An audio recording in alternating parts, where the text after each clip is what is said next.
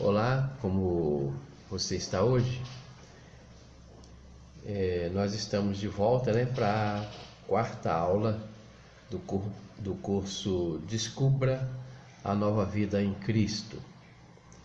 E vamos, como sempre, comentar primeiro sobre o livro Quem é Você Quando Ninguém Está Olhando? Os capítulos 5 e 6 é o que nós ficamos para ver nessa semana. O capítulo 5 fala sobre a perseverança e o subtítulo é Mantendo a Firmeza nos Momentos de Maior Desânimo. Eu queria começar, como sugestão do autor, lendo Filipenses capítulo 3, versículos 13 e 14. É o destaque que nós vamos fazer agora, que diz assim, é Paulo escrevendo a carta aos Filipenses, capítulo 3, versículos 13 e 14. Ele diz o seguinte: irmãos, não penso que eu mesmo já o tenha conquistado, mas tomo a seguinte atitude: esquecendo-me das coisas que para trás ficam, avançando para as que estão adiante de mim. Apresso-me em direção ao alvo, a fim de ganhar o prêmio da convocação celestial de Deus em Cristo Jesus. Paulo está falando, ele usa o exemplo do corredor que precisa, ele precisa correr para alcançar a sua vitória, o corredor olímpico. E se ele for olhar para trás, para ver quem é que está perto, quem é que está o seguindo, ele pode se distrair na caminhada, certo? Então por isso ele diz que ele segue olhando sempre para frente. E o atleta, ele não desiste, ele não para, ele não fica pensando em possibilidades, certo? Ele sabe que ele tem um alvo a alcançar, então ele vai sempre em frente. Então, muitos carregam cicatrizes ou feridas profundas por terem desistido de algo ou de alguém. Olham para o seu passado, meneiam a cabeça e perguntam: por que desistir com tanta facilidade? O que acontece trazendo isso para a nova vida em Cristo, se você encontrar ou se alguém te disser sobre dificuldades da vida em Cristo, o que vai acontecer? Você não vai avançar. E você não vai atingir o alvo, certo? O alvo é quando nós nos encontrarmos, nós estivermos com Deus, certo? Propriamente dito, não é estar agora como estamos em espírito, entendeu? Espiritualmente falando ou pela fé, não. Nós vamos estar com Deus um dia, nós vamos estar com Jesus, vamos ver Jesus pessoalmente, vamos estar com Ele pessoalmente. Se a gente desiste, se a gente retarda, se a gente olha para trás, olha para as nossas dificuldades, para as nossas feridas, entendeu? A gente acaba desistindo. Como na vida real, dizia, não sei você, mas eu desisti de algumas coisas que realmente eu não deveria ter desistido. Por exemplo, eu desisti da vida militar. A vida militar ela me ofereceria muitas coisas, mas só que seria no futuro, não seria no presente, seria no futuro. Mas na época eu queria algo no presente e por isso desisti da vida militar.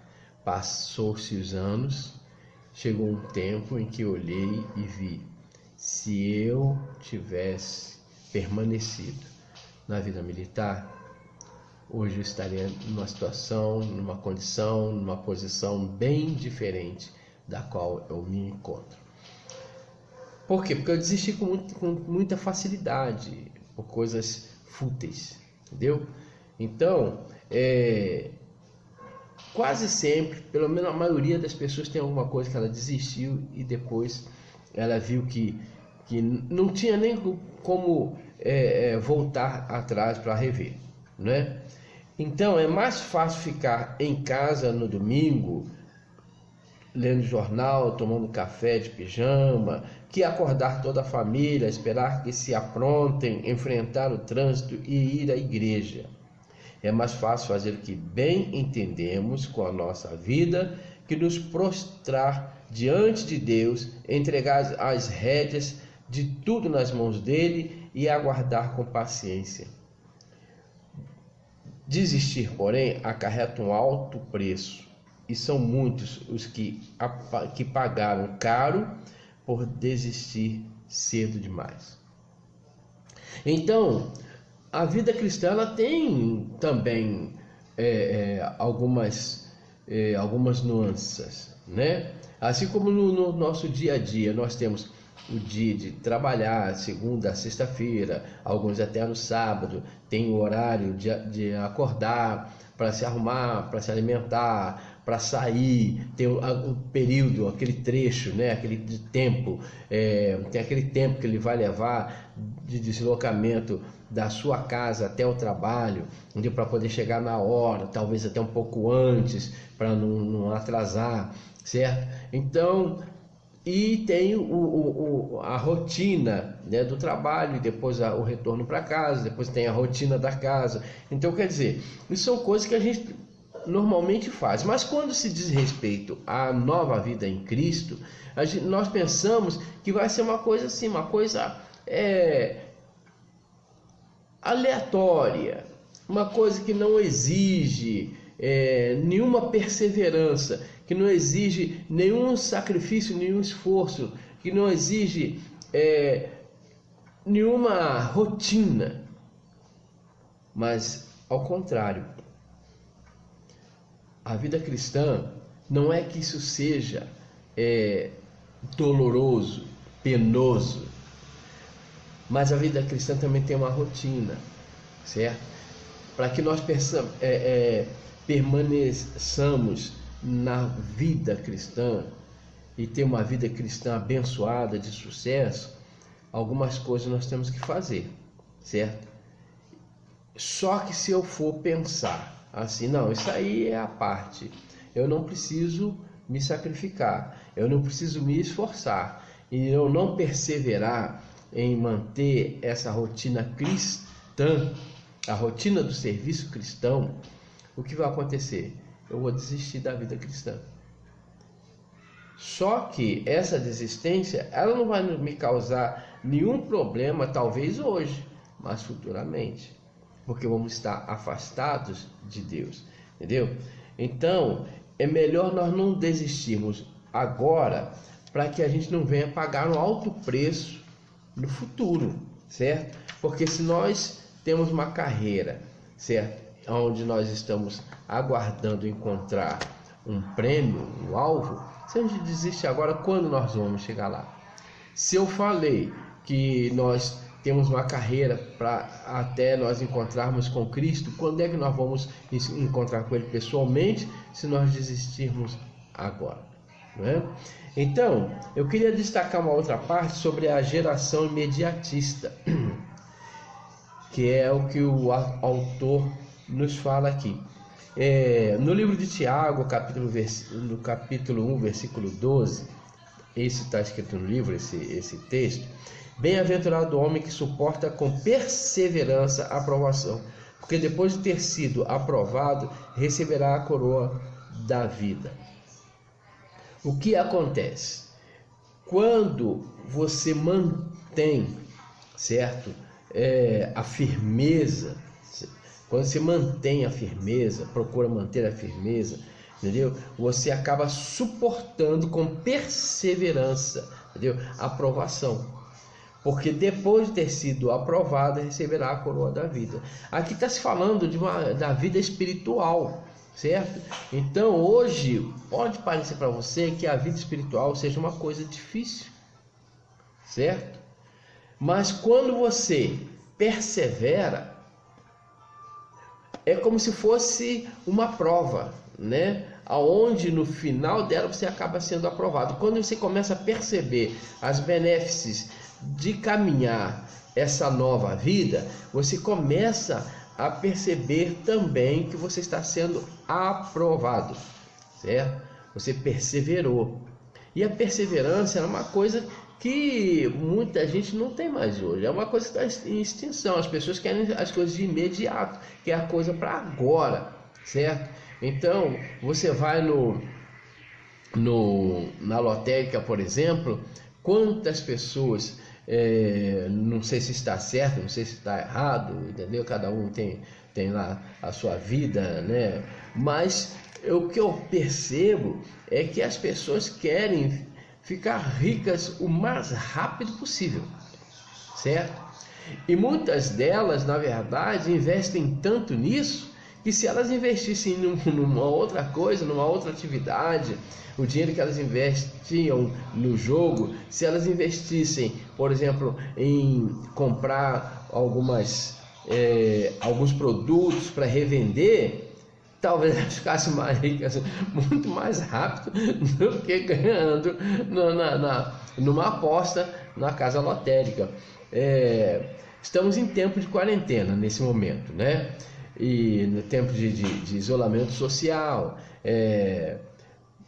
E eu vi recebi um vídeo de uma pessoa que ganhou, recebeu R$600. O que ele fez? Metade do dinheiro ele comprou de alimento, supriu a casa, certo? A outra metade comprou em pintinho. Olha só a ideia do cara, comprou pintinho, entendeu?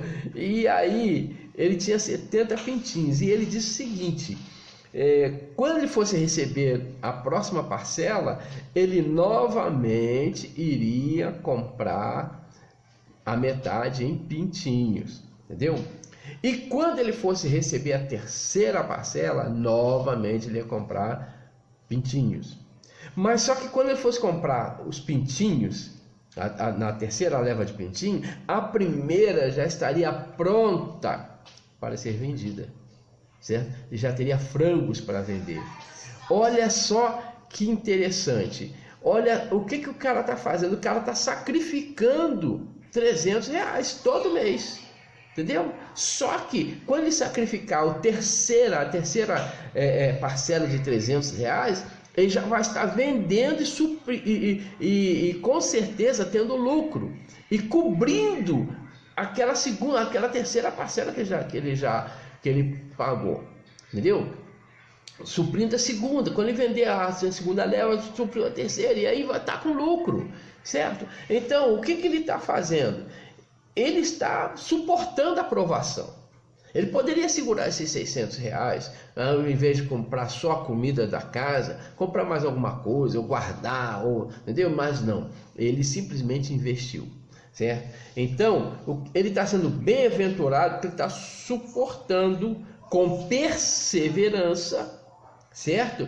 A aprovação, que é aquela aprovação. Eu só tenho gastar só R$300 e deixar R$300 para comprar pintinho e comprar comida para pintinho, entende? Mas olha só, no final de 90 dias, começa que ele já começa a ter um fluxo de retorno. Então, é isso que é interessante, entendeu? Quando a gente suporta a aprovação, certo? Quando a gente mantém aquela firmeza, certo? Então nós conseguimos ser aprovados. Os momentos de maior desânimo é um outro subtítulo, né? uma outra parte desse capítulo 5. Desenvolvemos perseverança aprendendo a suportar com firmeza os momentos de maior desânimo.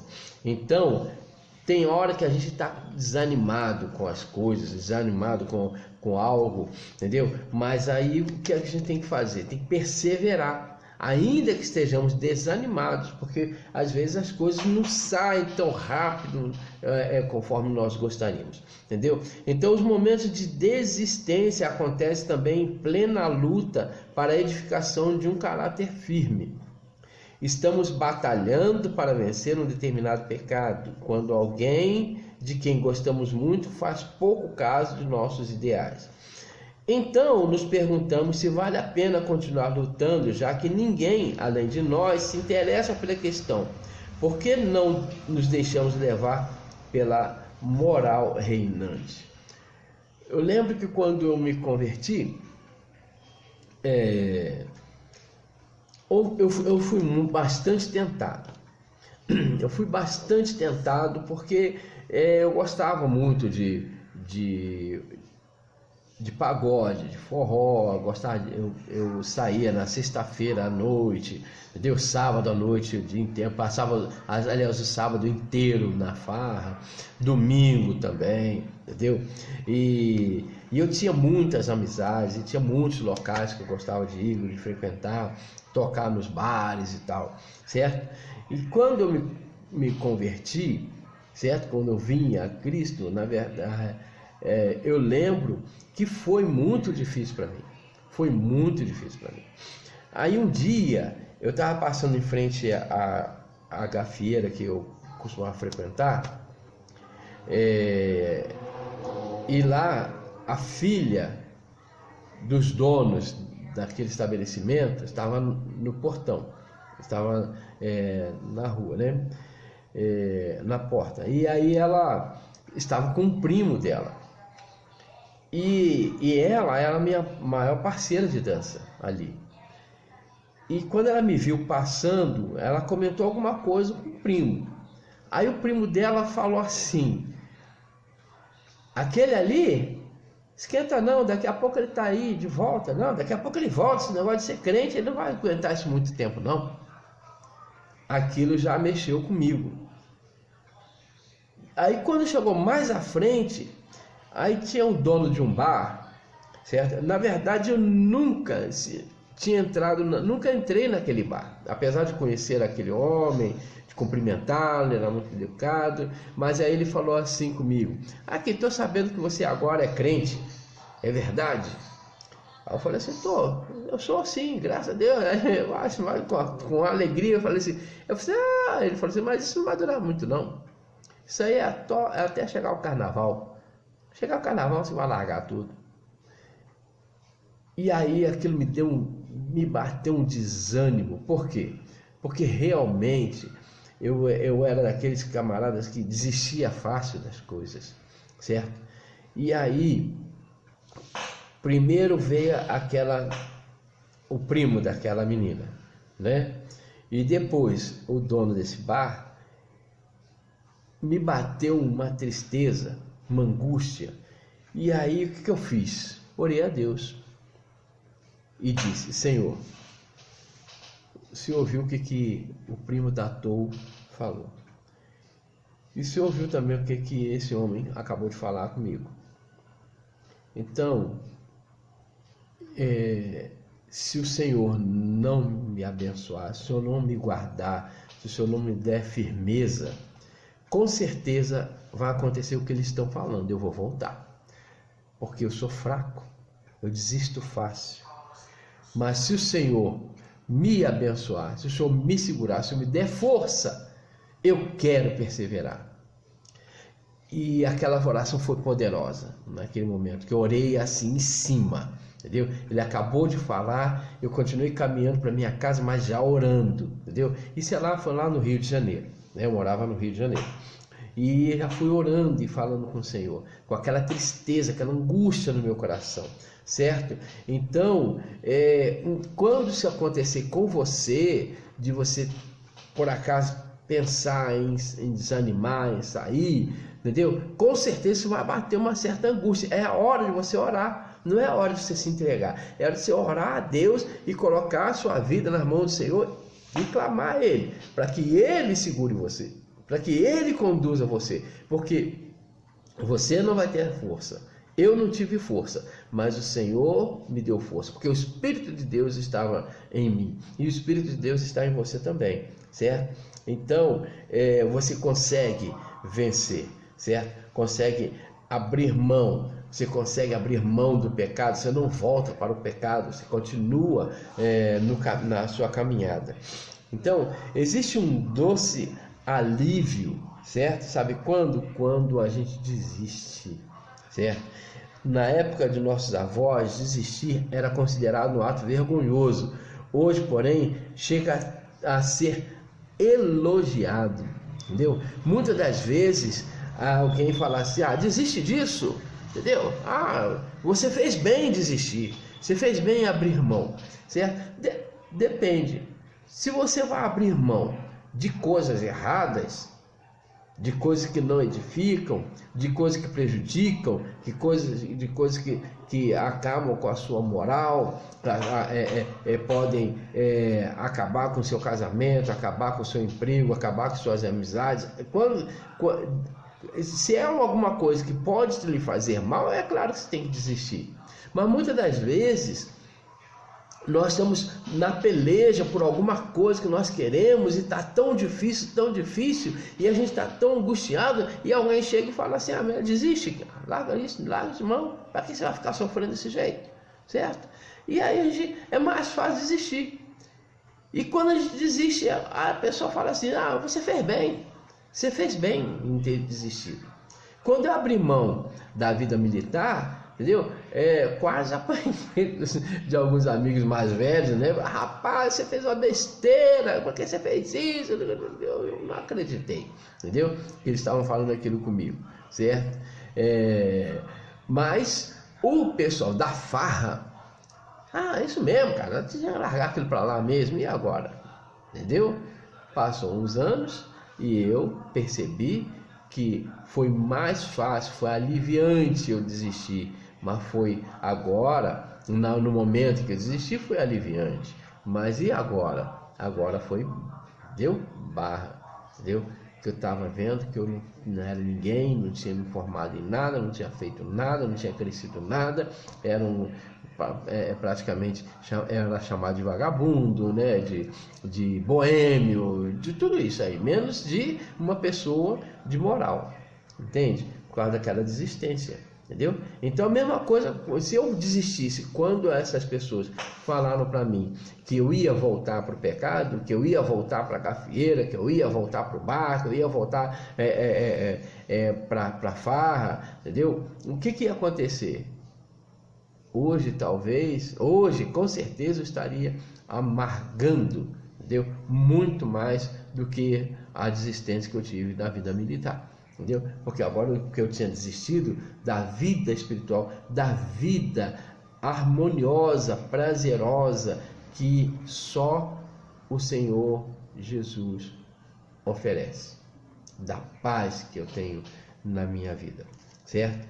Então, desistir pode ser um alívio, entendeu? Mas só na hora, mais tarde existem consequências. Tiago capítulo 1, versículo 12, ele diz o seguinte: bem-aventurado o homem que suporta com perseverança, certo? Ainda diz assim, aquele porém que perseverar até o fim, este será salvo. Aí já é Mateus capítulo 24, versículo 13, é Jesus falando, entendeu? O que nós temos que fazer? Então, nós temos que clamar a ajuda de Deus, certo? Quando tivermos alguma dificuldade, vamos dizer, com a ajuda de Deus, vou prosseguir, entendeu? É nesse momento que as pessoas comuns como eu e você nos tornamos extraordinários aos olhos de Deus. É quando a gente persevera, e quando a gente clama pela ajuda de Deus, certo? Então, bem-aventurado aquele que descansa na força de Deus, persevera nas provações e mantém-se firme nos momentos de maior desânimo, porque ele receberá a coroa da vida. O que é a coroa da vida? Não é um artefato. A coroa da vida é a alegria, é o prazer que você tem com a vida, certo? É o prazer, aquela coisa que é pulsante em você. Você vive, você sem perceber que você realmente está vivendo, entendeu? Porque viver não é simplesmente a questão de estar respirando, se alimentando, a palavra vem para cá, não. Viver é quando dentro de você tem uma paz, sabe? Irradiante. Quando você está no meio de pessoas percebem, gostam de estar com você por perto, gostam de conversar com você, gostam de ouvir você. É claro que vai aparecer um ou outro que é contra, certo? Mas a maioria vai gostar de estar com você, vai perceber porque você está pulsando vida, certo? Então, bem-aventurado é aquele que descansa na força de Deus. Então é na força do Senhor que você consegue perseverar. Mantendo-nos firmes. Se eu enfrentar uma forte tentação de desistir, nós descansarmos na força de Deus, mantendo-nos firmes, desenvolveremos perseverança. É só se manter firme, clamar ao Senhor e se manter firme, que aí você vai perseverar. Você vai perceber que você é uma pessoa perseverante.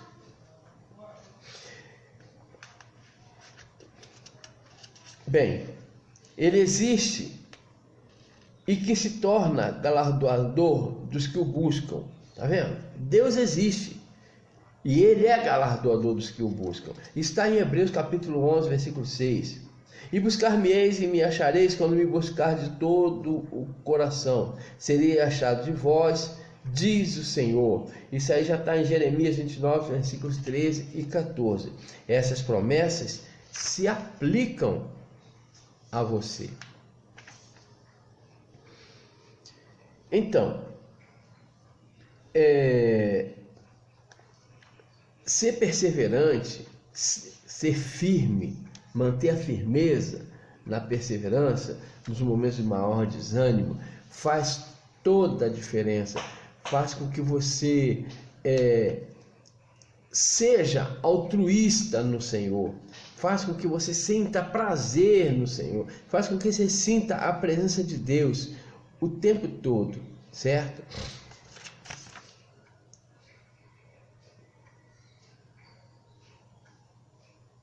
Então, independentemente do motivo que o está impelindo a desistir, eu o convido a pôr à prova a verdade e a fidelidade de Deus, dizendo: Senhor, vou continuar em frente, confiando que tu vais me capacitar e manter-me firme neste momento de profundo desânimo, para que eu saia vitorioso de tudo isso. Tá vendo? Então, independentemente do motivo, a sua atitude é orar a Deus. Quer dizer, e Senhor, vou continuar em frente. Conversar com Ele, falar: Senhor, eu vou em frente.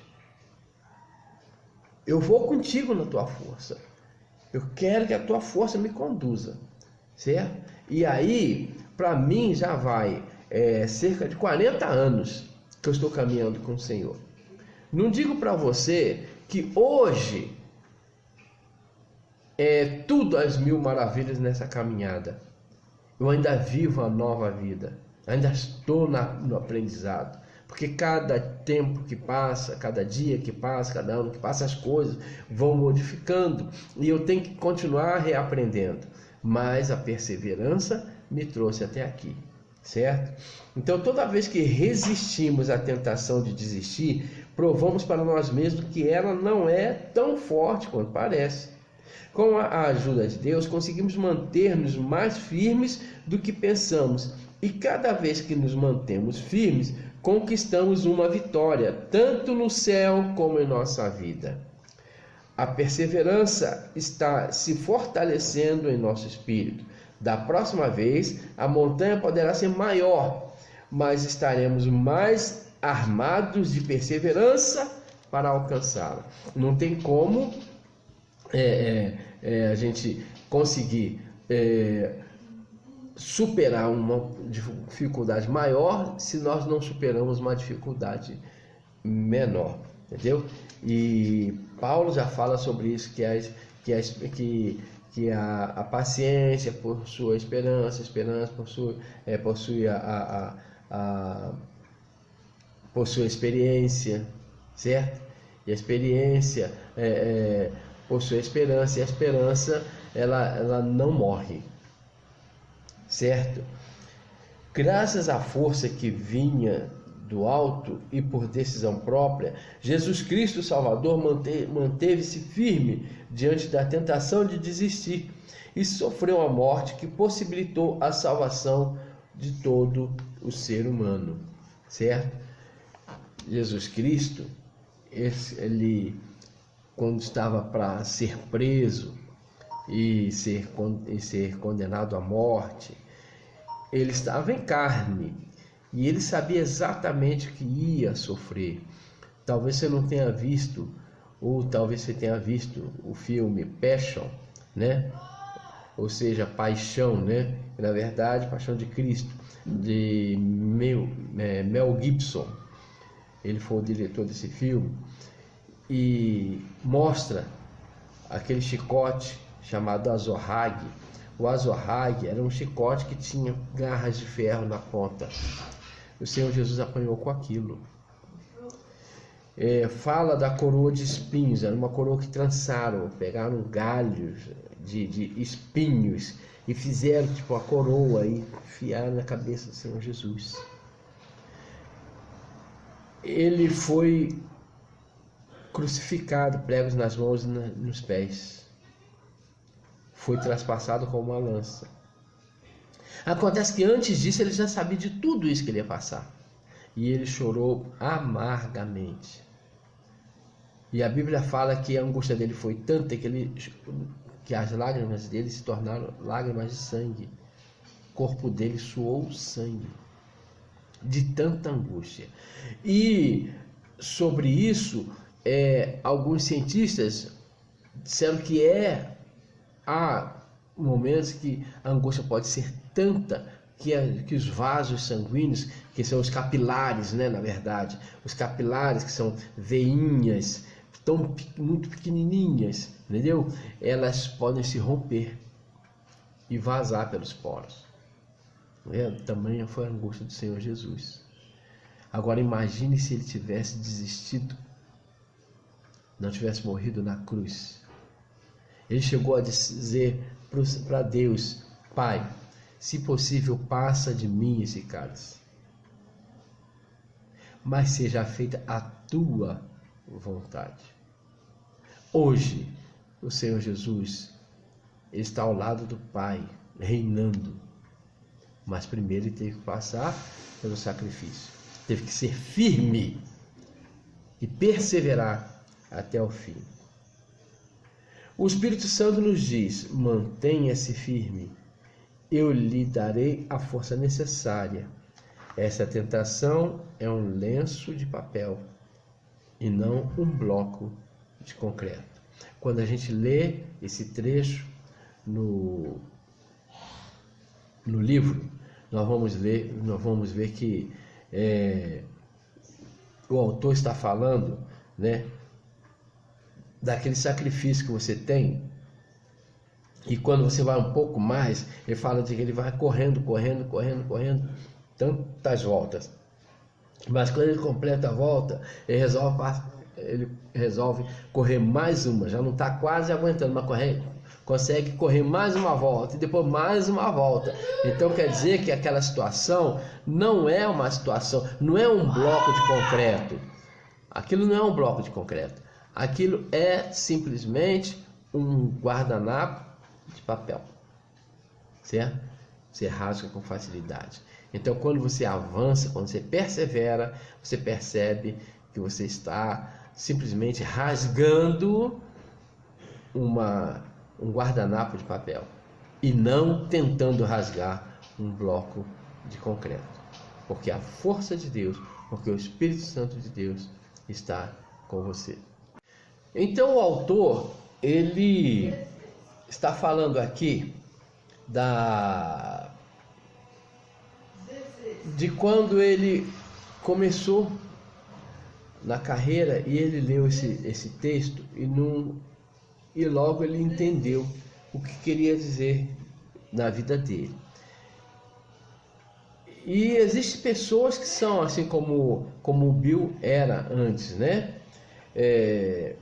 Pessoas que não se importam com as outras, usam as pessoas assim simplesmente como alguém para facilitar a sua própria vida. Você está entendendo? Usa as pessoas. As pessoas são importantes. Por exemplo, se o camarada que é negociante, que tem, por exemplo, um comércio, para ele, os demais são simplesmente clientes que vão dar dinheiro para ele. Não são pessoas com quem ele possa ter um afeto, entendeu? O cara que por exemplo, mexe com a bolsa de valores, entendeu? Alguém para ele é simplesmente um investidor, não é um ser humano por quem ele possa ter algum tipo de apreço, certo? Então, essa parte desse milagre que Jesus fez em 2 etapas chama a nossa atenção para isso. Que primeiro ele viu as pessoas como árvores andando, como paisagem.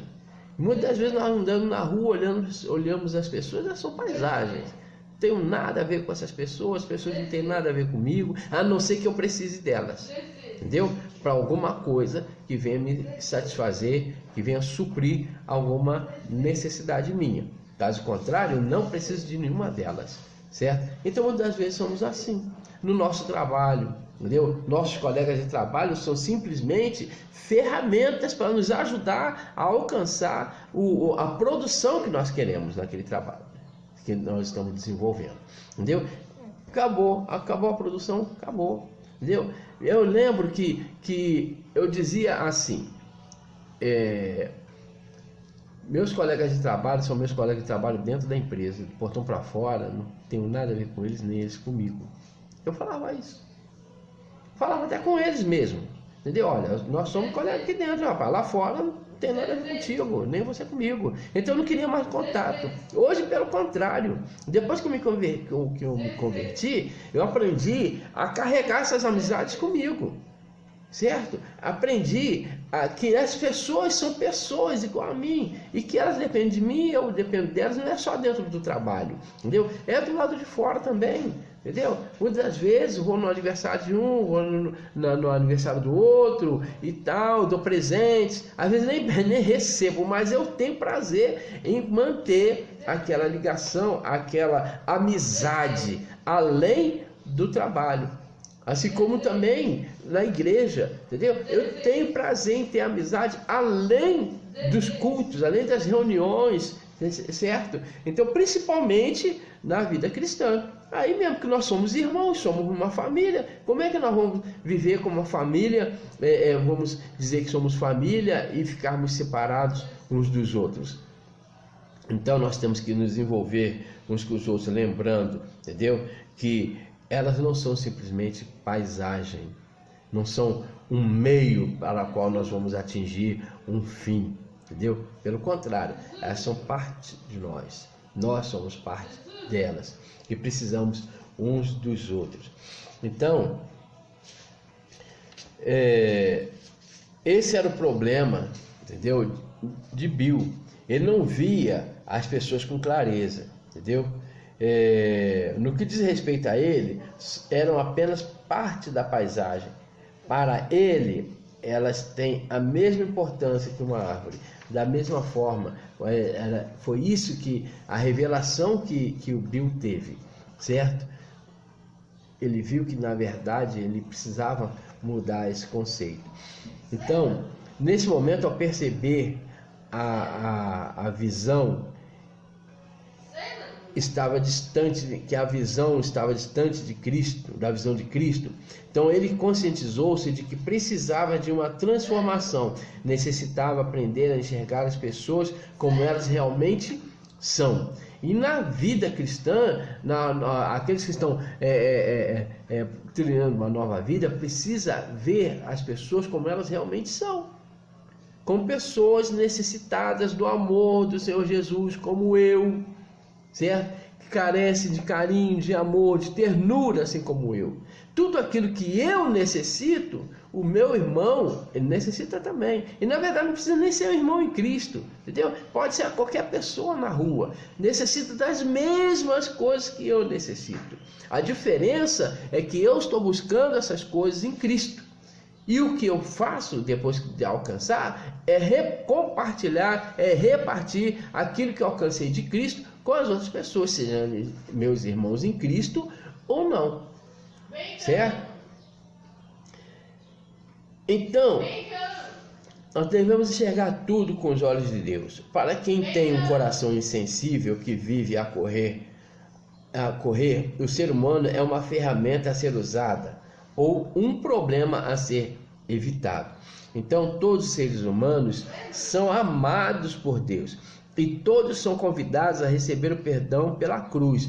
Deus está chamando todos os homens para fazerem parte da sua família por meio de Cristo. Então, as pessoas não são simplesmente uma ferramenta, entendeu? Para ser usada, entendeu? Ou quando a pessoa tem problemas, muitas das vezes tem pessoas que quando vê o outro com problema, falam assim: vamos sair fora, rapaz, vamos sair fora, porque esse camarada só vive com problemas, a gente não tô aqui para isso, certo? Não tô aqui para lidar com gente que só tem problema, certo? Pelo contrário, não é nada disso. Essas pessoas que têm problema, nós precisamos ajudá-las, certo? Nós temos que ter o coração, entendeu? Voltado, entendeu? Ter um coração com compaixão. O nosso coração tem que ter compaixão. Nosso tipo de amor é um amor compassivo, certo? Foi o amor do Senhor Jesus. Deus só permitiu que Jesus morresse na cruz por nós, e o Senhor Jesus só aceitou isso por compaixão. Porque viu que nós não teríamos como resolver a nossa situação, nós estaríamos condenados, afastados de Deus eternamente, na mão de Satanás, servindo de cavalo para ele fazer o que quisesse com a gente, e pior, ainda levar-nos para o inferno, junto com ele. Mas Deus teve compaixão, certo? E mandou Jesus, que morreu na cruz do Calvário, e isso nos ajudou a sair daquela situação de condenação. Então, sentindo com o coração de Deus, para aprendermos a amar, nós, os de coração duro, precisamos primeiro enxergar tudo pelos olhos de Deus. Temos de nos colocar no lugar do próximo. O que o Senhor Jesus fez foi colocar no meu lugar e no seu lugar, certo? Porque nós estávamos em pecado, nós estávamos condenados, entendeu? E o Senhor Jesus se fez pecado por nós, é o que diz a Bíblia, entendeu? Porque lá na cruz só morreria quem tinha alguma condenação séria, certo? E ele foi morto na cruz do Calvário por mim. Eu não fui sacrificado. Quantos antes de mim não foram sacrificados, não foram para a cruz? E quantos depois de nós também não irão para a cruz, mas irão, entendeu? Voltar-se para Deus. Irão estar com Deus. Por quê? Porque um sacrifício foi feito para nos livrar do pecado. E isso é compaixão, amor compassivo. Então, quando damos lugar à empatia, o que é empatia? É nos colocar no lugar do outro,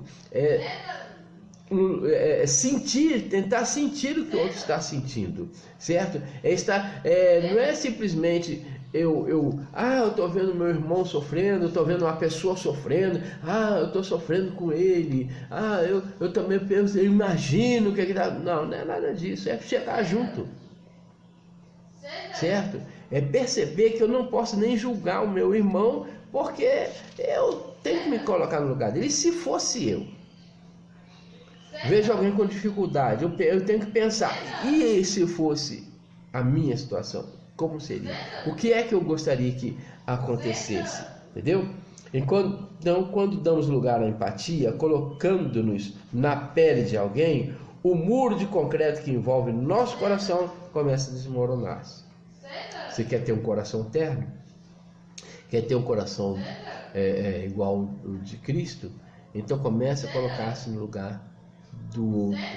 Se por acaso você não é dessas pessoas sensíveis, entendeu? E precisa de ternura, é só se colocar no lugar do outro. Então, tratando os outros como Cristo nos trata. É claro que ter coração compassivo não é apenas ter sentimentos. É muito importante começar a enxergar as pessoas como tesouros de Deus, ou seja, algo que é importante para Deus. Nenhum cristão deve duvidar do amor de Deus. Encontramos evidências disso em toda a Bíblia. Visto que foste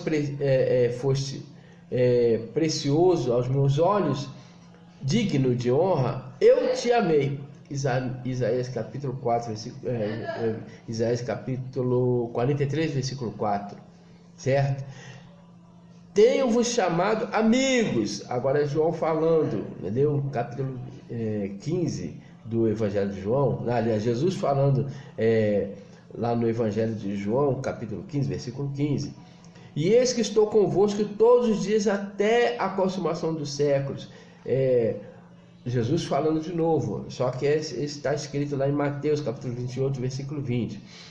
Como um pai se compadece de seus filhos, assim o Senhor se compadece dos que o temem.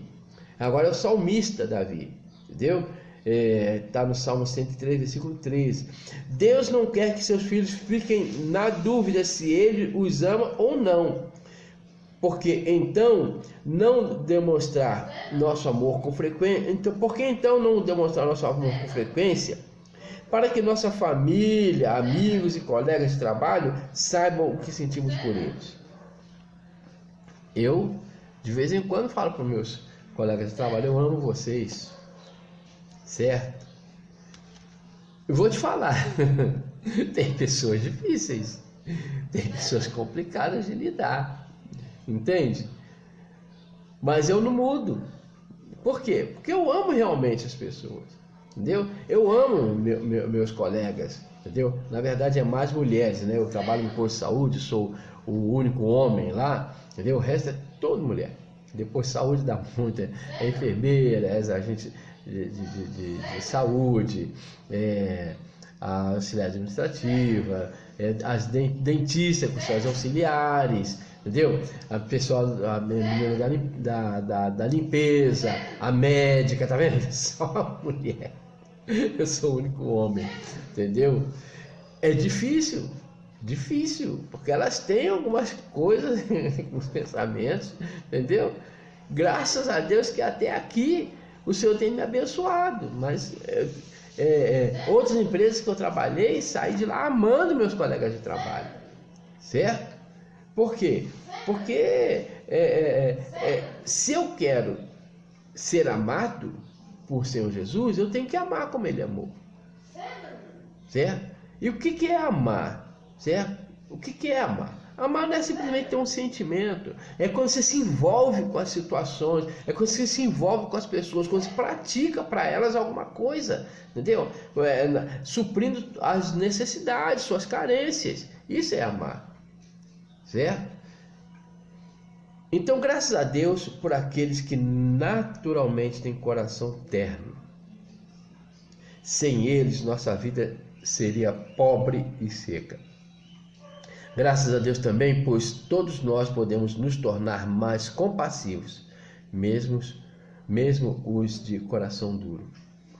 Porque se nós deixarmos que o Senhor Jesus que Deus entre na nossa vida e transforme o nosso ser, com certeza, entendeu? Nós deixaremos de ter um coração duro e teremos um coração terno para a glória de Deus.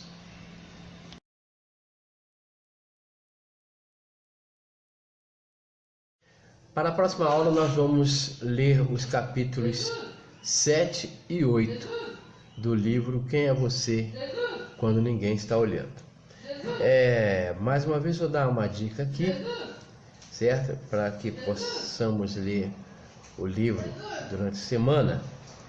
Se você quiser ler com 7 dias, então eu sugiro o esquema: primeiro e segundo dia você vai ler 5 páginas, certo? E no terceiro, quarto, quinto, sexto e sétimo dia você vai ler 4 páginas.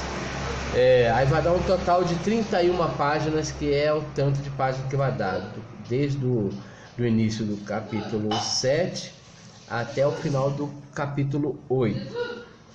Se você quiser ler em 6 dias, né, você salvar aí o domingo, por exemplo, então você vai ler no primeiro dia 6 páginas, e no segundo, terceiro, quarto, quinto e sexto dia você vai ler 5 páginas, certo? Aí você vai salvar, né, para você salvar o domingo. Mas se quiser salvar o sábado e o domingo, você vai ler em 5 dias, né? Então você no primeiro dia você vai ler 7 páginas, e no segundo, terceiro, quarto e quinto dia você vai ler 6 páginas, e aí você vai completar a sua leitura, certo? E lembrando que vamos estar conversando sobre isso. Se você tiver alguma coisa que você queira perguntar, ou que você queira comentar, né? E quiser que esse comentário seja exposto, né, por seus colegas também, então é só você falar comigo no privado, tá bom? E nós vamos comentar sobre isso, certo? E eu vou, ou se quiser simplesmente que eu fale com você em particular, eu posso responder no privado do WhatsApp para você, ok?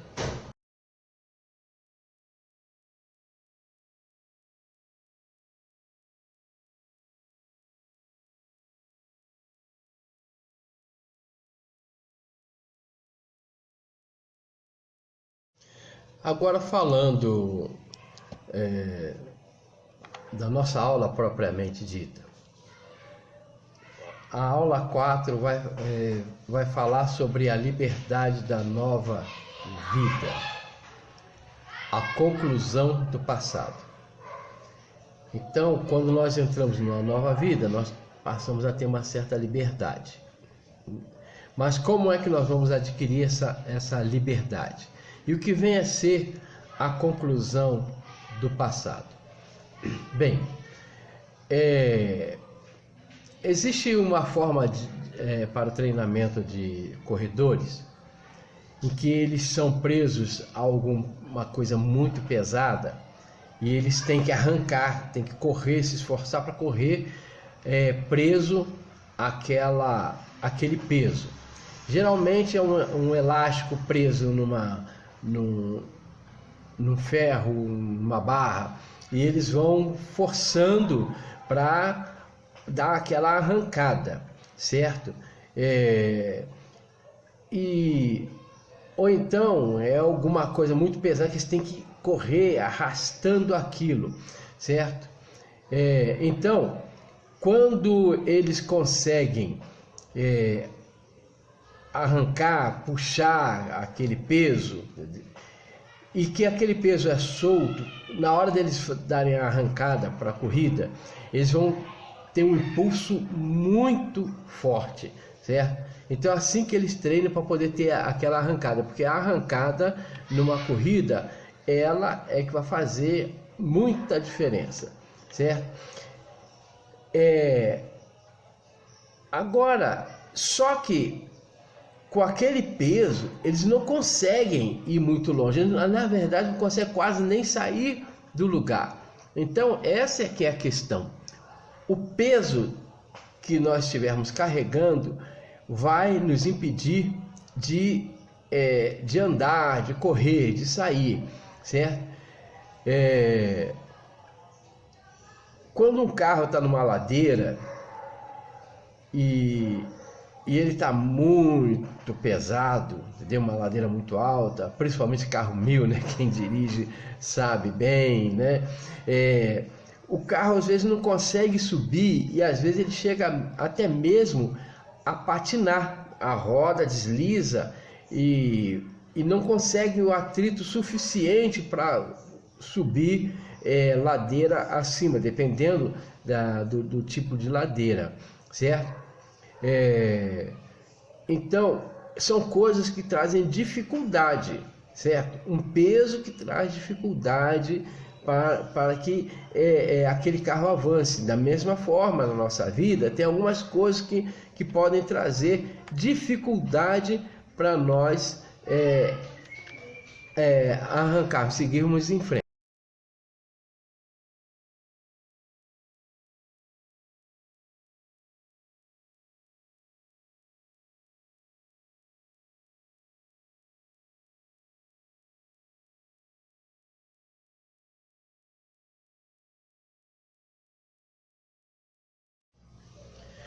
Bem, assim como aqueles corredores que estavam treinando, que estão treinando, eles são presos por uma corda, né, um cabo, são presos a uma barra e eles arrancam, tentam correr, mas não conseguem.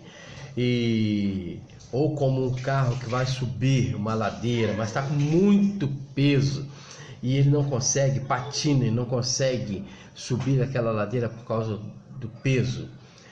Assim também é a nossa vida. Pode acontecer na nossa vida, na vida cristã, que ao nos esforçarmos para avançar, esses pesos nos impeçam de avançar. O que seria então? O que é que pode nos prender?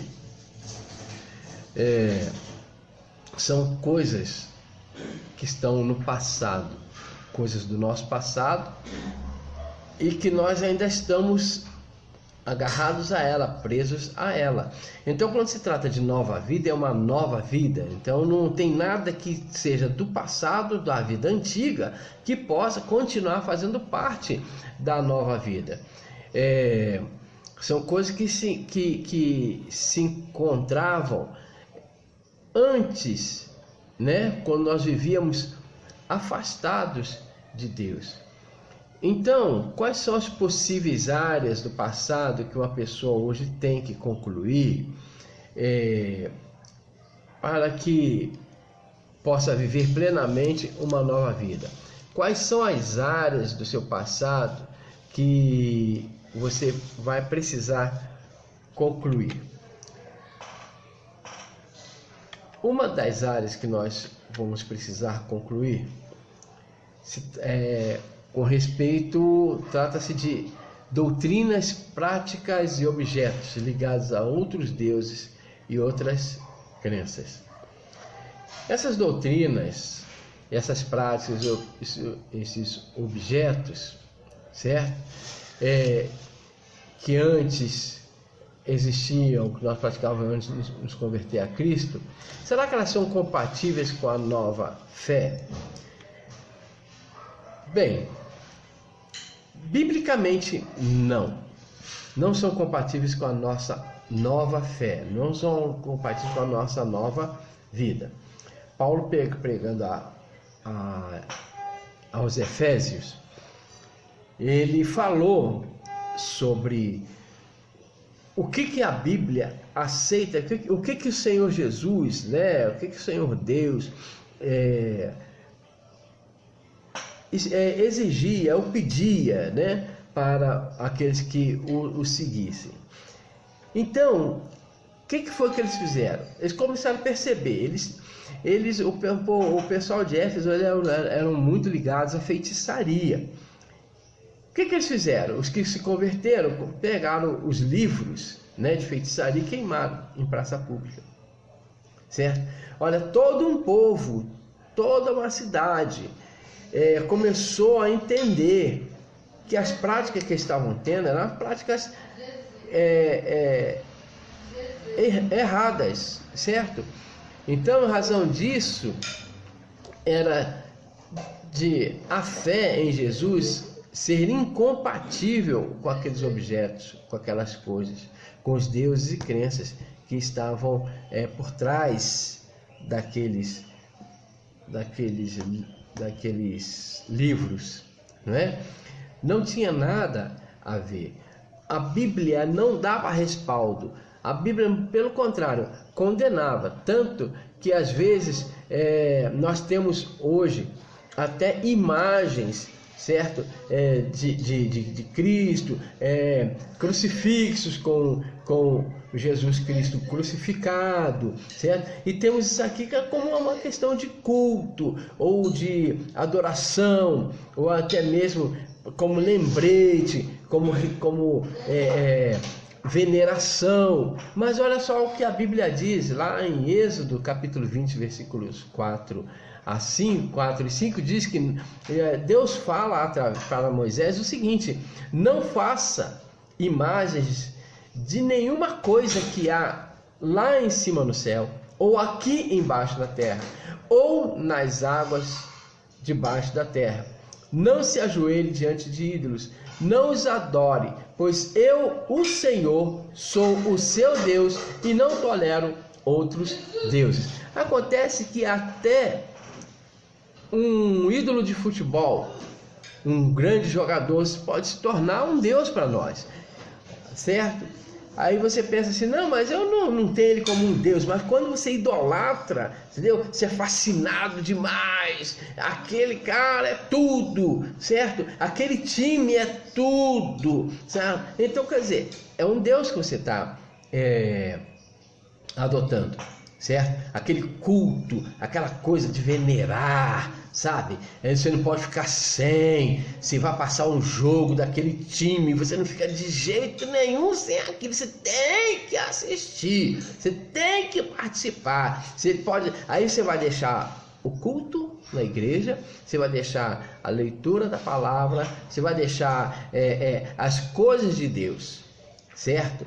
Para estar ligado àquilo que tanto enche o seu ser, não é? Enche a sua alma, certo? Então, quer dizer, na verdade aquilo se virou um ídolo, se virou um culto.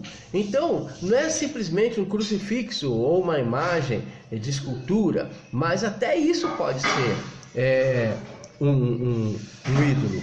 Tem gente que idolatra até o pastor. Tem gente que idolatra uma irmã de oração. É tudo, Deus no céu, é aquela pessoa na terra, entendeu? Então isso também é pecado, entendeu? Isso também é um problema, porque isso vem lá do nosso passado, entendeu? E nós temos que abrir mão dessas coisas. Eu lembro que eu trabalhei numa empresa chamada Manuel Crispum. Era uma das maiores empresas de material de construção no Rio de Janeiro. E fomos fazer uma entrega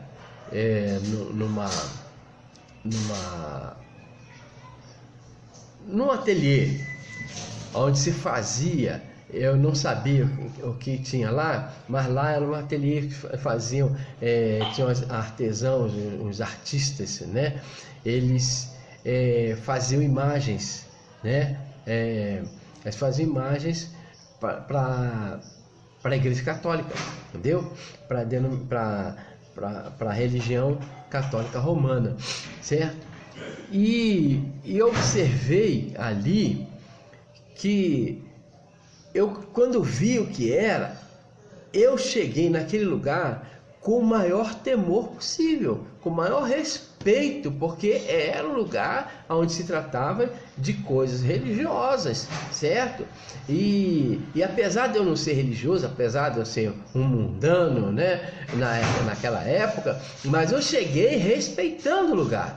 Mas quando eu entrei, que eu vi aqueles homens, exímios artistas, entendeu? E aqui um pintando, o outro emassando, entendeu? Mas eles xingando palavrões, fumando, e todo mundo só de bermuda. No Rio de Janeiro faz muito calor, principalmente Bangu, é um dos lugares onde mais faz calor na capital do Rio de Janeiro. Então, e eles assim, aquela falta de respeito, e uns batiam nas imagens, entendeu? Então fiquei eu fiquei tão chocado com aquilo, falei, mas não é...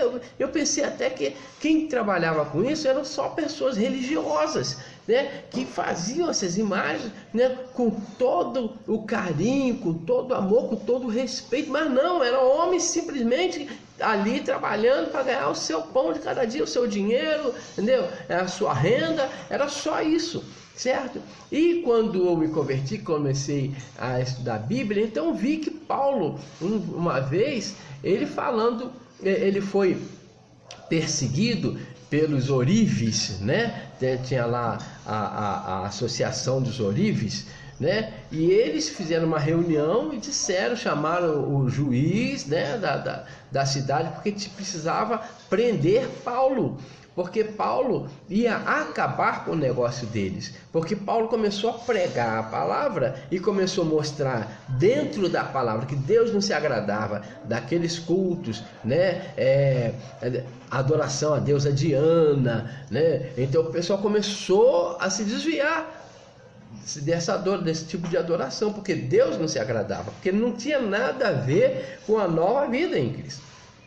E muitos estavam se convertendo, assim como em Éfeso, o pessoal jogando os livros de feitiçaria fora, certo? Então, quer dizer, isso era prejuízo para o mercado religioso. Então, eles começaram a perseguir Paulo por causa disso. Então, comecei a ver que muitas das vezes, por trás dessas coisas, existe apenas a intenção financeira, comercial, certo? Por trás disso, ganhos, lucros, e assim, explorando a fé do povo, né? Então, duas coisas aí, existem aí dois problemas. Que quem não faz com a intenção verdadeira, certo? Que é de levar as pessoas a cultuarem, na verdade faz com a intenção de simplesmente ter lucro, explorar a fé, certo? E a outra parte é que Deus também não se agrada, é que a Bíblia não dá respaldo, não tem como você achar na Bíblia alguma coisa que autorize você a esse tipo de adoração, até alguns ídolos, entendeu? Até imagens de escultura, seja como for, na sua casa, ou carregar uma fotozinha, não tem como. Por quê? Porque Deus não se agrada, certo? Deus quer que você adore a Ele em espírito, pela fé, não pela vista, não pelo que você vê, mas pelo que Ele faz brotar em você, através da leitura da Bíblia Sagrada. Então, a nova vida, para que você possa fluir, andar, correr, crescer, avançar na nova vida, é necessário você renunciar às coisas que são de cultos passados.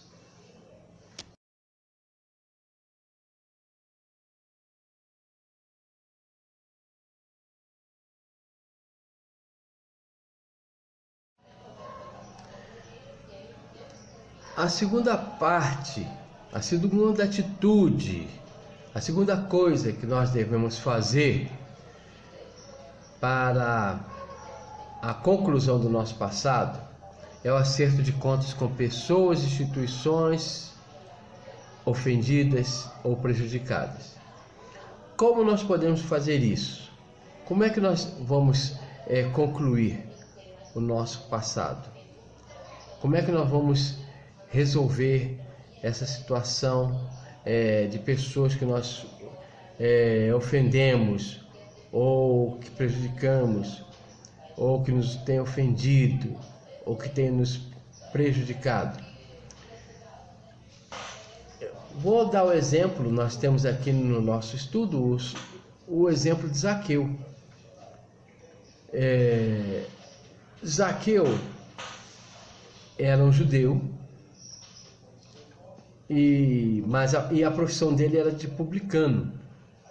O publicano era um funcionário do Império Romano e que cobrava impostos dos seus compatriotas. Roma, ela dominava um país E aí, mas ela permitia que aqueles cidadãos daquele país continuassem com os seus cultos, com as suas leis, com as suas regras, certo? Eles não interferiam, a não ser alguns pontos e algumas coisas, né? Eles não permitiam. Por exemplo, eles não tinham, os judeus, por exemplo, no caso, não poderiam condenar ninguém à morte, certo? Podiam prender, né? Bandidos, assassinos, ladrões, certo? Tinha as leis, né? Podia cumprir as leis, mas não podiam, por exemplo, matar. Eles não podiam condenar ninguém à morte. Isso aí era coisa que somente Roma poderia, somente os juízes romanos poderiam decidir sobre isso, né? Então nós vamos ver que quem condena o Senhor Jesus à morte de cruz não são os judeus. Eles orientam, eles pedem, né, a Pilatos que crucifique Jesus, mas é Pilatos mesmo quem dá a ordem, né, que permite que o Senhor Jesus seja crucificado, certo? Então, os publicanos, eles eram tidos como traidores da nação, traidores dos seus compatriotas, porque cobravam imposto de Roma. Mas eles faziam assim: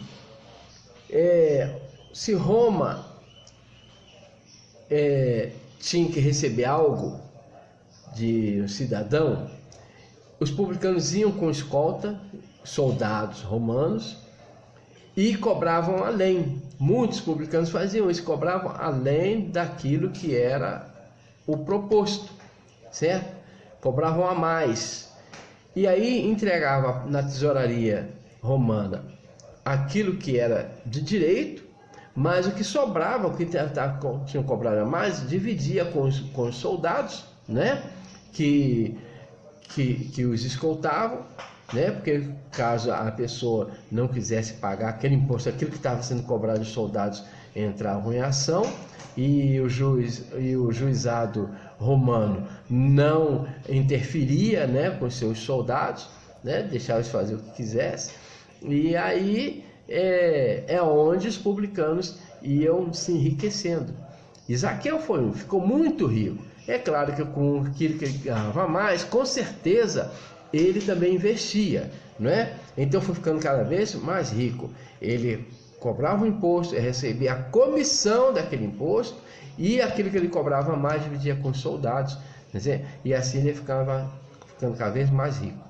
É como se você tivesse alguém que lhe desse um produto para vender, e esse produto custando R$1.000, ele falava: olha, você vende por 1.000 e me dá 900, R$100 é seu. Aí você vai e encontra alguém que pague 1.500.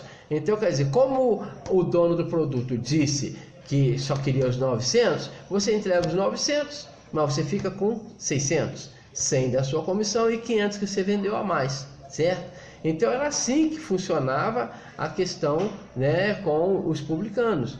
E com isso, Zaqueu ficou muito rico, mas muito rico.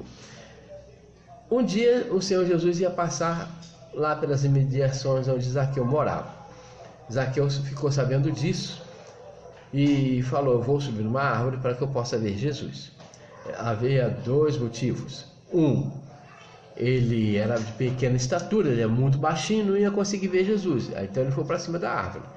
Mas também evitaria que ele ficasse no meio do povo, certo? E o povo atentasse contra a segurança física dele, porque já que ele era um traidor, né? Então poderia haver um linchamento, alguma coisa assim, certo? Mas quando o Senhor Jesus passou embaixo daquela árvore, ele olhou para cima e disse: Zaqueu, desce depressa, que hoje me convém pousar na sua casa, me convém jantar com você. Olha só, Zaqueu não conhecia Jesus, então consequentemente o Senhor Jesus não conhecia Zaqueu, mas você vê como é que é o amor do Senhor Jesus pela humanidade. e sabia que Zaqueu era um camarada pecador, entendeu? E rejeitado pelo povo, então o Senhor Jesus resolveu então conciliar a vida de Zaqueu. Só no Senhor Jesus entrar na casa de Zaqueu, Zaqueu disse o seguinte: se eu tenho defraudado alguém, eu vou devolver, vou restituir 4 vezes mais. E vou pegar de tudo que eu tenho, vou repartir com os pobres. Jesus entrou na vida de Zaqueu. O que Zaqueu fez? Adquiriu uma nova vida. Se posicionou para uma nova vida. E a primeira coisa que ele fez foi romper com o passado. Concluir o passado.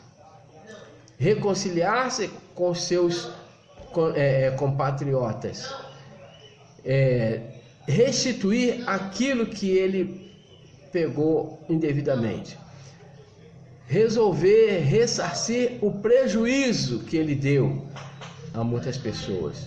E ainda por cima, compartilhar do que tinha com os pobres. Porque o Senhor Jesus entrou na vida dele. Agora era uma nova vida. Então ele concluiu o seu passado. E aí é o que nós devemos fazer. Se nós ofendemos ou prejudicamos alguém, nós devemos corrigir, devemos ressarcir, devemos conciliar, conversar, pedir perdão, entendeu? Mas acertar com as pessoas e com as instituições a quem nós prejudicamos no passado. Se ao invés disso nós é que fomos prejudicados, nós devemos então perdoar. Eu já fui prejudicado e eu fiquei, me faltou aquele valor, que a pessoa me prejudicou, não me pagou. O que eu fiz? Perdoei, certo? Isso não foi uma nem duas, mas perdoei, certo? Deixei para lá. É claro que depois a gente aprende até como lidar, como agir, como fazer, para que a gente não seja prejudicado novamente. Mas liberei o perdão. Por quê? Porque eu precisava ter o meu passado sempre concluído. O passado tem que ficar lá atrás. Não tem nada que possa ficar preso à minha vida, ao meu coração, porque eu estou numa nova vida e eu sigo em frente, certo? Então, libere o perdão se você foi ofendido ou prejudicado. E se você prejudicou ou ofendeu, procure pedir perdão, procure consertar, procure ressarcir, procure combinar para que o seu passado fique concluído. Uma hora ele é alfa, outra hora ele é ômega, ele é o fim, ele não vai mudar nunca, ele é o que ele quiser. E quando Deus falar que vai levar você, ele não é assassino, porque ele é o dono da vida. Assassino é quem não cria uma pessoa e tenta tirar ela daqui. Então quando você falar Deus tirou, Deus matou, Deus não mata ninguém, ele é o dono. Ninguém vai julgar Deus em tribunal nenhum, então não existe assassinato para Deus, só para vocês saberem, tá? Você dá conta dele. Alguns de vocês são revoltados com ele, porque tirou seu pai, tirou não sei quem, não tem nada a ver. Você não sacou nada da vida ainda. Você é egoísta demais e está sentindo falta demais de uma pessoa que não é de sua conta. Estão pegando ou não? Pode falar, garotos. Carregue-se para fora. Quando você ficar 6 meses sem falar com seu irmão, 1 mês depois, quando você volta a falar com ele, ele vai embora, sem você pedir desculpa. Pede perdão agora. Já cansei de pedir. Como? Já cansei de pedir. Você acredita que ele era só aquele corpo ou que ele é uma alma e um espírito? Que ele é alma e espírito. Então levanta. Seu irmão só está dormindo. Abre os braços, levanta os braços. Respira fundo, fecha os olhos. Fecha. Respira bem fundo. Qual que é a diferença de idade? Vocês dois? Diferença de idade? 3 anos. 3 anos. Vocês brincaram doidado, não foi?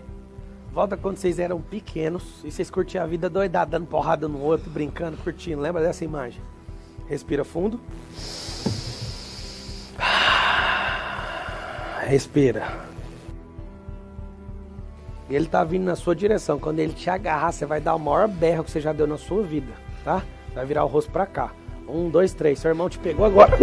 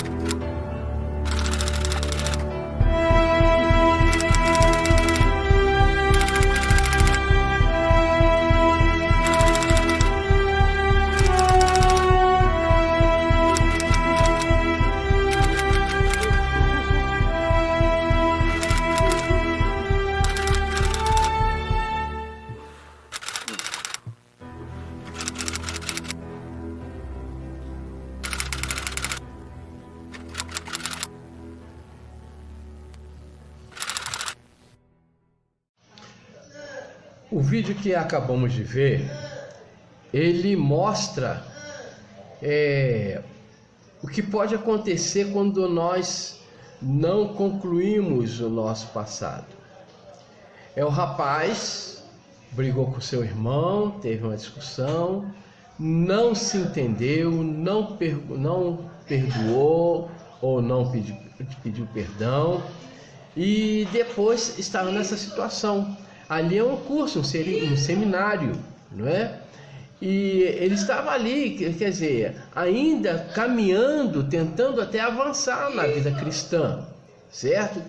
Tentando avançar no ministério cristão. Mas tinha algo que ainda estava prendendo ele ali. Tinha algo que ainda estava amargurando a vida dele. E nesse momento, nesse vídeo, ele consegue se libertar através de uma estratégia, né? Que aquele professor usado por Deus, né? Induziu aquele rapaz, conseguiu resolver a situação daquele rapaz. Naquele momento, foi o momento em que ele estava abrindo mão, concluindo o seu passado. Entendeu? Esquecendo de tudo que estava para trás, daquela mágoa, aquela dor, né, que ele estava sentindo por causa de não ter feito o acerto com o seu irmão, não ter se consertado com o seu irmão. Por isso que é interessante nós concluirmos o nosso passado, principalmente nos relacionamentos com as pessoas com quem nós nos ofendemos ou que ofendemos essas pessoas, né? Porque nós não sabemos qual vai ser o dia de amanhã, entendeu? Para que nada fique no nosso coração e que fique pesando. Então não adianta, porque senão nós vamos continuar andando na vida cristã, mas não vamos perceber que temos uma nova vida, porque tem algo que vai estar impedindo a nossa caminhada. Algo vai estar pesando, né, na nossa caminhada. Por isso que é importante, né, corrigirmos as nossas ofensas, aquilo que nós ofendemos outras pessoas, ou que as pessoas nos ofendeu, corrigirmos, procurarmos acertar, pedir perdão ou perdoar, para que a nossa vida continue caminhando como uma nova vida em Cristo, e sem peso e sem amargura, sem nada que nos prenda, nada que nos impeça de avançar.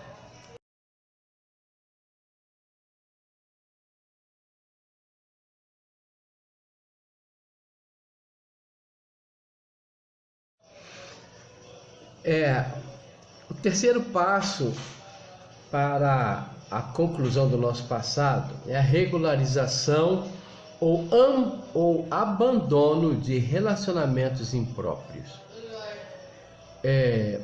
O mundo está cheio de relativismo, marcado pelo relativismo e pela permissividade. O que é isso? Tudo é relativo. Não, isso é relativo. As coisas agora, tudo que era certo agora é errado, e tudo que era errado agora é certo. Então, mas tudo é relativo, depende, certo? É relativo. Disse que tudo é certo e tudo é permitido. Nada é proibido, nada é errado. Mas a Bíblia, ela afirma que há coisas certas e coisas erradas, entendeu? Então, por exemplo, Deus nos relacionamentos afetivos, quando Deus entra no relacionamento afetivo, entendeu? Que é o grande projeto de Deus para os seres humanos, quanto ao relacionamento afetivo, esse relacionamento se chama casamento, por exemplo, entendeu? Para a Bíblia, o casamento se dá entre um homem e uma mulher quando eles decidem deixar a provisão de seus pais e construir uma nova família. Então, todo e qualquer relacionamento ou prática fora desse padrão pode ser considerado irregular ou impróprio e pode impedir o avanço na vida cristã. Por quê? Porque está fora dos padrões da Bíblia, está fora dos padrões que Deus estabeleceu e que Jesus Cristo ratificou. E que nós vamos ver também Paulo falando a respeito, vamos ver também Pedro falando a respeito, entendeu? Os relacionamentos afetivos, eles têm um padrão para acontecer, certo? De acontecer. Esse padrão é um padrão de Deus, certo? Quando Deus criou a humanidade, ele fez homem e mulher. E Adão disse o seguinte: por isso deixará o homem deixará seu pai e sua mãe e unir-se à sua mulher. Então, quer dizer, esse é o padrão, certo? É assim que funciona, unir-se. Então, esse unir-se quer dizer casar-se, certo? Então, esse é no relacionamento afetivo, né? Esse é o padrão que a Bíblia aprova. E isso é o que nós vemos na nova vida. A nova vida em Cristo, ele aprova essa forma, entendeu? Ele exige que os relacionamentos afetivos sejam desta forma. Por quê? Porque senão, o que acontece? Vamos estar andando no padrão do mundo, vamos estar andando no padrão do pecado, vamos estar andando no padrão que está fora dos conceitos cristãos, está fora do conceito bíblico, certo? E aí não estamos vivendo uma nova vida. Então não adianta nada eu ter uma vida toda irregular, uma vida de qualquer maneira. Eu levo uma vida afetiva. Hoje eu estou com A, amanhã eu estou com B, entendeu? Aí eu sou casado, mas posso sair com outras mulheres, as mulheres são casadas, mas podem sair com outros homens, ou então vão se relacionando sexualmente, fisicamente com qualquer um, em qualquer lugar, quando quiser, sem assumir nenhum tipo de compromisso, certo? Então isso é o padrão humano, esse é o padrão do mundo, padrão mundano, um padrão que está fora da orientação da Bíblia. Então devemos concluir isso. Se eu não sou casado, então eu me caso, entendeu? Se eu sou solteiro e penso em me relacionar com uma mulher, então eu vou fazer isso de forma correta, certo? Vou casar-me. Se eu sou casado com uma mulher, então eu vou manter o meu casamento, certo? Se eu acho que as coisas lá de trás, né, a vida que eu levava, posso sair, posso fazer, não preciso dar satisfação em casa. Se eu pensava dessa forma, Já não posso pensar mais, porque agora é uma nova vida. Não tenho nada a ver mais com as coisas do passado. Então o relacionamento afetivo deve ser pautado, moldado pela palavra de Deus.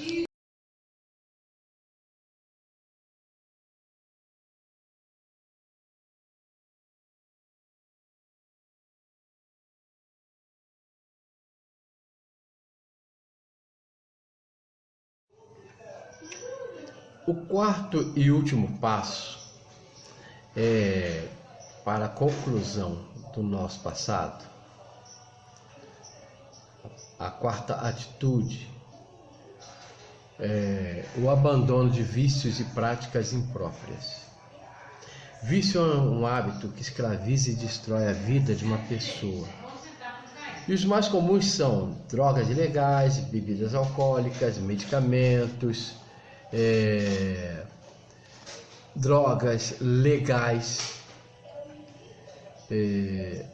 Drogas ilegais chamam de bebidas alcoólicas. Por que elas são ilegais? Ou seja, porque elas não têm nenhum problema, né, de você usar, certo?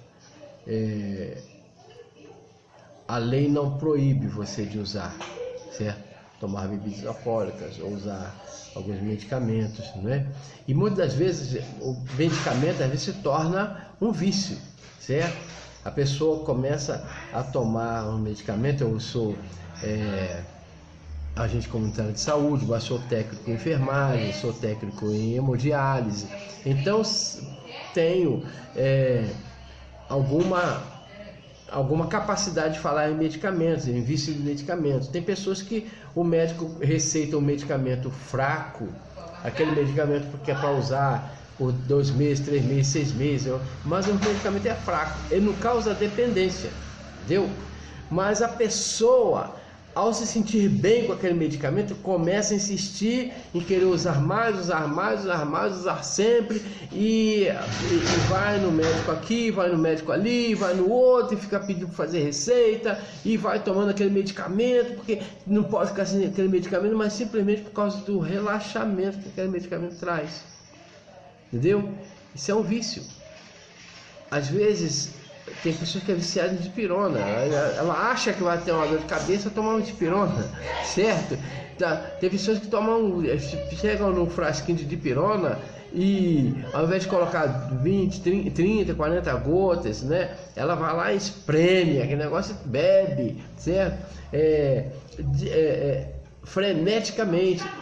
Então, o vício é um hábito que escraviza. A pessoa está escravizada por aquilo. Ela precisa deixar isso de lado, certo? Tem pessoa que é viciada em jogos, outros é viciada em comer, certo? Outros é viciada em sexo e etc. Nada isso é quando a pessoa se sente dominada, ela não pode ficar sem aquilo, então ela é uma escrava. Eu lembro que no Rio de Janeiro, com pouco eu tinha me convertido e tal, e dentro do trem eu fui fazer um evangelismo pessoal, fui conversar com um rapaz, e conversando com ele falou assim: rapaz, não quero saber desse negócio de ser crente não, porque crente é escravo, crente não pode nada, crente é proibido de tudo. Eu falei: mas o que crente é proibido? Crente é proibido de fumar, crente é proibido de beber e tal, não pode fazer nada. Eu falei assim: mas quem disse para você que não pode? A Bíblia fala que eu posso todas as coisas, entendeu? O apóstolo Paulo me ensinou isso. Posso todas as coisas, mas só que nem todos me convêm. Não, mas acontece que vocês são escravos. Eu falei assim: é mesmo? Aí eu falei assim: então tá. E ele estava fumando. Eu falei assim: quantos cigarros você fuma por dia? Fumo uns 15, 20, geralmente um maço e meio por mês. Falei: e você pode parar de fumar? Não, a hora que eu quiser. E quantas vezes você fez isso? Já fiz. E quanto tempo você ficou sem fumar? Fiquei 1 mês e 2, voltei. Você tá vendo? Eu posso fumar. Se eu quiser, eu posso pegar um cigarro seu, pedir um cigarro, acender e fumar. Certo? Porque eu tenho liberdade de começar e você não tem liberdade de parar. Então quem é que tem mais liberdade? E naquela conversa, na verdade, ele ainda falou assim, porque quando ele falou que não podia beber e tal, eu gosto de tomar minha cervejinha, todo dia eu chego em casa, eu tenho que tomar 2 cervejas, e final de semana eu tomo uma caixa de cerveja. Eu falei, você disse para mim, você tem que tomar, você tem que beber a sua cerveja, certo? Eu posso dizer para você que eu posso tomar a sua cerveja, certo? Mas você não pode dizer para mim que você pode parar de tomar a cerveja. Então quem é que tem liberdade aqui? Quem é que é escravo? Eu ou você? Quem é que tem liberdade? Eu que tenho liberdade de começar a fazer, ou você que não tem liberdade de parar de fazer? Não consegue parar de fazer. Como você disse, não consegue parar de fumar, não consegue ficar sem a sua cervejinha. Tá vendo a diferença? Então, quer dizer, quem tem liberdade, Paulo disse que eu posso todas as coisas, mas só que eu percebo que nem todas me convêm. Aquilo que vai me fazer escravo, eu não posso ter na minha vida, certo? Eu tenho que me libertar, eu tenho que abrir mão. Mas se eu não posso, se eu não consigo fazer isso, se eu não consigo nesse momento fazer, o que eu faço? Eu começo a clamar a Deus, pedir a Deus, a orar. Senhor, eu preciso de uma libertação, peço ajuda aos irmãos, né, em Cristo, para me ajudar em oração, para que eu fique liberto, para que isso não domine a minha vida, certo? Porque para que eu não fique escravo do vício, certo? Não é simplesmente, mas eu não uso droga. Mas se você tem qualquer outra coisa que você não consegue ficar sem, então você é viciado, certo? Coisas que prejudicam o seu relacionamento, coisas que prejudicam a sua saúde, coisas que prejudicam a sua situação financeira, você não consegue ficar sem e vai sempre perdendo, quer dizer que você é escravo. Então você deve abandonar, certo? Abandonar todos os vícios e práticas impróprias que podem prejudicar a sua caminhada, a sua nova vida. Se você não abre mão, você ainda não tem a nova vida, você ainda não está vivendo uma nova vida. A nova vida é totalmente diferente de tudo que você fazia no passado. Então você precisa concluir o seu passado. Então, se você tem algum vício, entregue-o a Deus e peça a Ele para libertá-lo. Disponha-se também a abandonar esse vício, porque o Senhor já nos libertou da condenação do pecado e deseja nos libertar dia a dia do seu domínio sobre nós, certo? Quando o Senhor Jesus morreu na cruz do Calvário, Ele já perdoou os nossos pecados, mas às vezes nós ainda estamos presos nesse pecado, mas o nosso pecado foi perdoado. O que nós temos que fazer? Começar o processo de abandono, de libertação. Então, após a ministração dessa aula, o que você precisa concluir em seu passado para prosseguir em liberdade com Jesus? Então, disponha-se a fazer isso agora mesmo. Que Deus te abençoe.